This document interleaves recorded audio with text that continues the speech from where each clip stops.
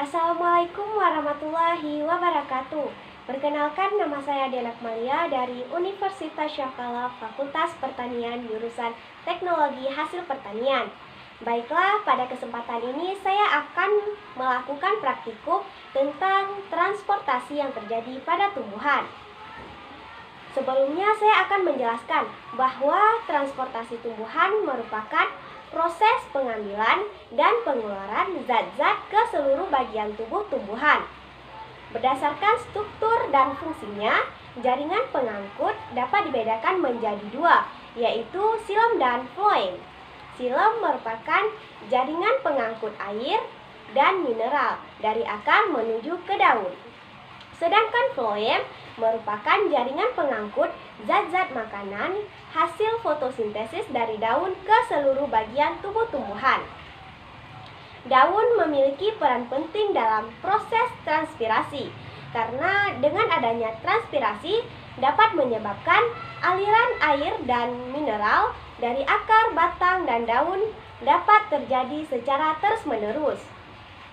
Kecepatan transpirasi dapat dipengaruhi oleh faktor internal dan faktor eksternal. Faktor internal yang mempengaruhi transpirasi yaitu daun, tebal daun, dan jumlah stomata. Sedangkan faktor eksternal yang mempengaruhi transpirasi yaitu suhu, kelembapan udara, intensitas cahaya, dan keadaan air di dalam tanah.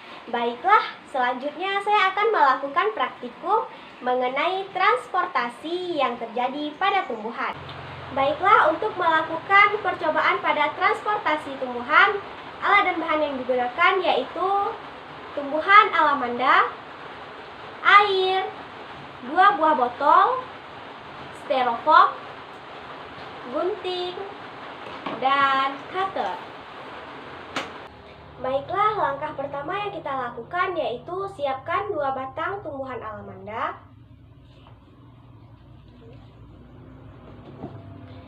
Dengan salah satu tumbuhannya masih mempunyai daun dan satunya lagi daunnya dipotong.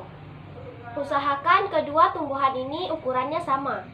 Kemudian siapkan 2 buah botol.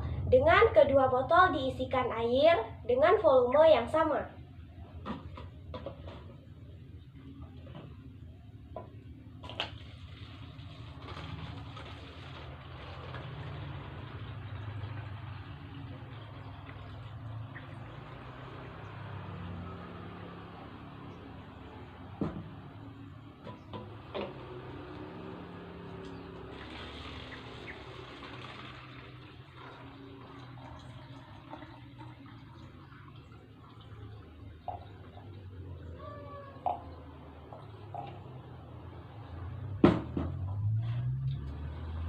Setelah itu, tutup permukaan botol dengan menggunakan styrofoam yang sudah diberi lubang.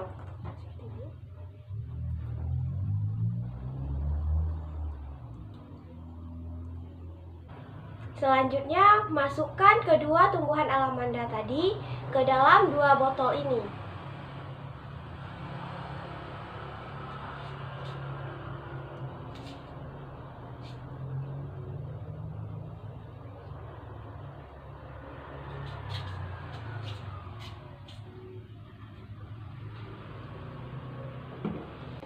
Setelah itu, letakkan kedua tumbuhan ini di bawah sinar matahari.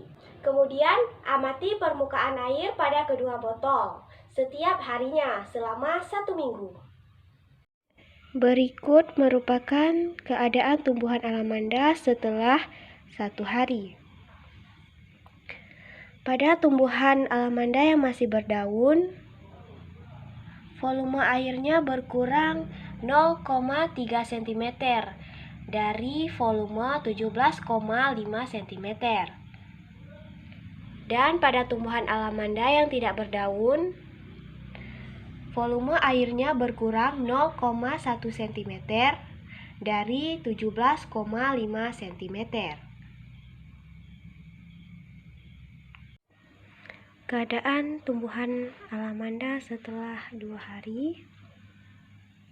Tumbuhan alamanda yang masih berdaun, keadaannya daunnya layu, volume air pada tumbuhan alamanda ini berkurang 0,2 cm dari hari pertama. Sedangkan pada tumbuhan alamanda yang tidak berdaun, volume airnya berkurang 0,2 cm dari hari pertama. Berikut keadaan tumbuhan alamanda setelah 2 hari. Pada tumbuhan alamanda yang berdaun, daun dan bunganya sudah layu. Volume airnya berkurang menjadi 0,5 cm. Sedangkan pada tumbuhan alamanda yang tidak berdaun, volume airnya berkurang 0,3 cm. Berikut keadaan tumbuhan alamanda setelah 3 hari. Pada tumbuhan alamanda yang masih berdaun, daunnya sudah pada layu dan bunganya juga udah layu dan banyak yang jatuh. Sedangkan volume air pada tumbuhan alamanda yang berdaun, airnya berkurang 0,7 cm. Sedangkan pada tumbuhan alamanda yang tidak berdaun, airnya berkurang 0,5 cm. Keadaan tumbuhan alamanda setelah 4 hari. Volume air pada tumbuhan alamanda yang berdaun sudah berkurang 1 cm.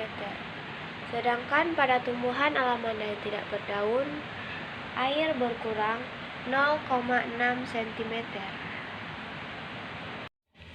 Keadaan tumbuhan alamanda setelah 5 hari. Pada tumbuhan alamanda yang berdaun, volume airnya berkurang 1,2 cm. Sedangkan pada tumbuhan alamanda yang tidak berdaun, volume airnya berkurang 0,7 cm. Setelah hari ke-6, tumbuhan alamanda yang berdaun, volume airnya berkurang 1,4 cm. Sedangkan pada tumbuhan alamanda yang tidak berdaun, volume airnya berkurang 0,8 cm. Berikut keadaan tumbuhan alamanda setelah 7 hari. Pada tumbuhan alamanda yang berdaun, volume airnya berkurang 1,7 cm. Sedangkan pada bagian ujung tangkainya sudah mengalami pertumbuhan daun yang baru dan juga sudah mengalami pertumbuhan bakal bunga yang baru. Sedangkan pada tumbuhan alamanda yang tidak berdaun, volume airnya sudah berkurang 0,9 cm. Dan pada bagian ujung tangkai sudah mengalami pertumbuhan daun yang baru.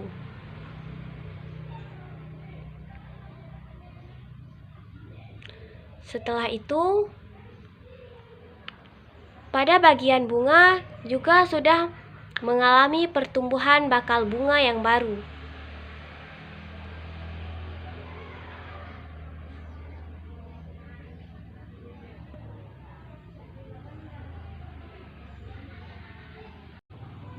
Berdasarkan hasil praktikum ini, dapat disimpulkan bahwa transportasi pada tanaman alamanda memerlukan penyerapan yang lengkap dari batang hingga daun, karena semakin besar kebutuhan air, maka semakin tinggi pula daya hisapnya.